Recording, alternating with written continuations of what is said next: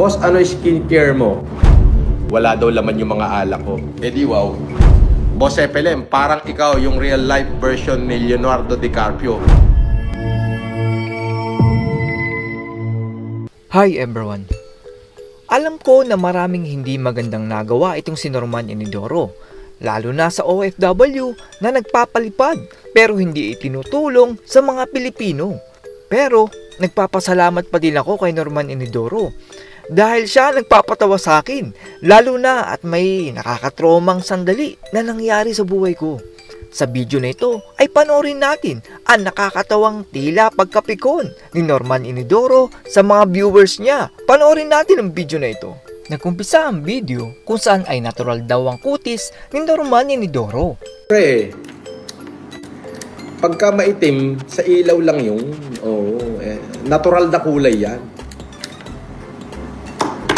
Yan ang mga natural na kutis. Diba? Tila napipikon na si Norman Inidoro dahil kulay barnis daw ang kulay ng kanyang balat.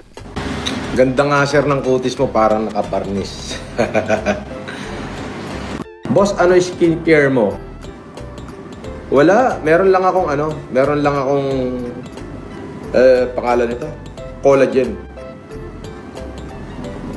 Oh.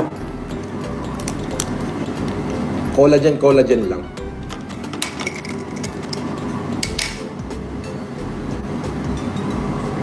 Sinabi naman ng netizen ang tungkol sa hininga ni Norman Inidoro at 3 inches niyang barangay.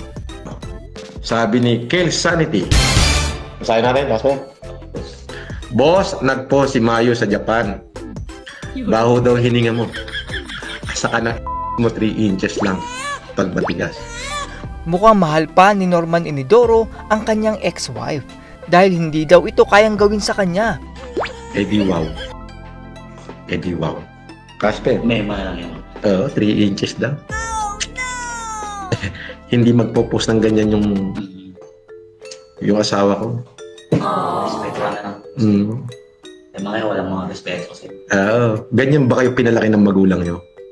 Na hindi nyo kaya yung taong kinakalaban nyo, idadamay nyo lahat?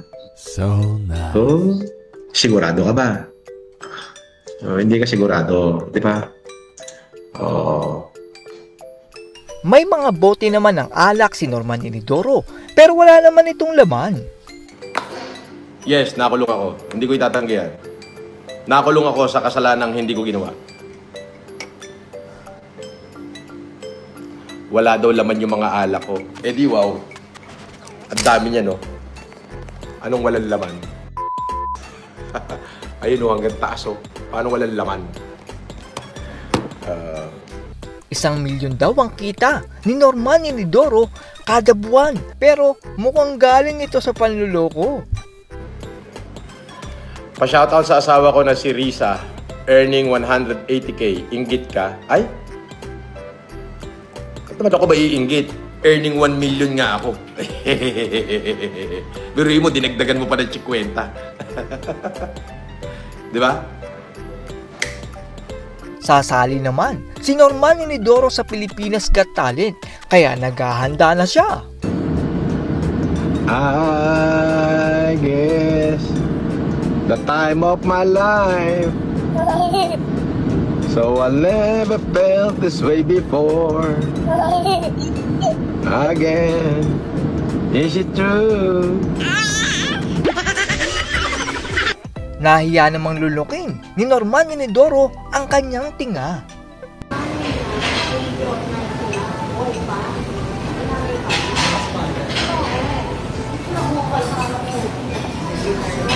Okay, shout out.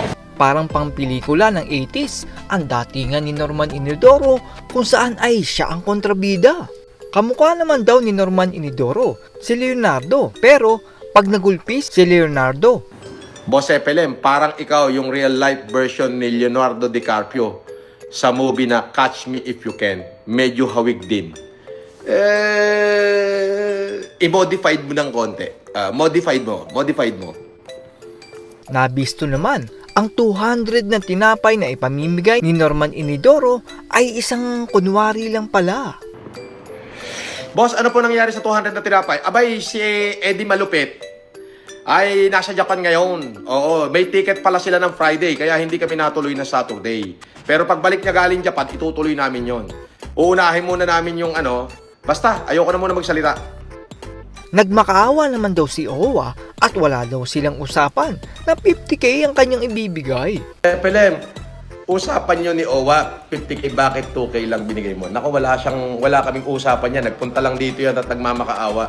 Buti nga, binigyan ko pa na 2k eh. Nilaglag naman ni Norman Inidoro ang scripted na interview at nagmakaawa lang daw sa kanya si Owa.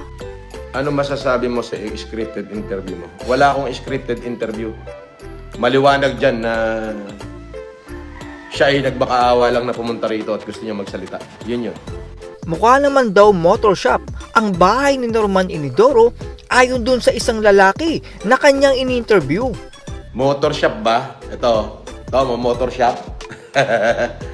Saan ang motor shop? Sige nga.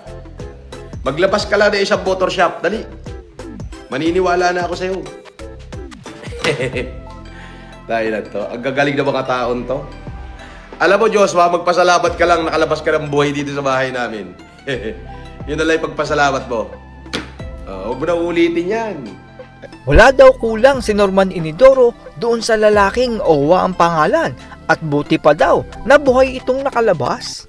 Sabi ni Allen Ralph Garcia, Boss Epele, pag nanalo Warrior ngayon, ako na magbibigay ng 48k na kulang mo kay Owa. Ayos ba? Wala tayong kulang doon. Huwag mo na sayangin ang pera mo. Buti nga, nakalabas pa ng buhay dito yun eh. Tinatanong naman ng netizen kung bakit naman daw may naninira kay Norman Inidoro kung wala namang masisira sa kanya dahil sira na. Pasyo Official, Idol FLM. Bakit po kaya may taong gusto kang siraan kahit wala namang sisirain sa'yo, Idol? Oo, lalo na't ang pangit mo sa live, sabi niya. Bakit ikaw, pogi ka ba? Oy, magsalamin ka muna, baka mabasag yung salamin. Ikaw, at tawag sa'yo, kumbaga sa Bisaya, murag ok-ok. Murag ok-ok. Nawong ok-ok. Di ba?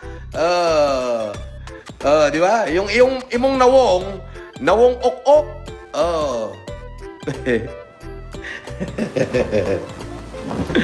Ay, nako. At yan po ang mga nakakatawang yugto sa Norman Inidoro serye. Sa tingin ko ay mas maganda na maging komedyante na lang ito si Norman Inidoro. Meron kasi siyang appeal na parang nakakatawa. Yun nga lang, sobrang gahaman kasi ni Norman Inidoro at ginamit niya ang mga OFW upang makakuha ng malaking palipad. Ang pangako ni Norman Inidoro na tutulong sa mga naghihirap na Pilipino ang siyang dahilan. Kaya punong-puno ng pera ang kanyang bangko. That's all everyone. Salamat sa inyong panonood. This is Chuck and you're watching Biker Drone.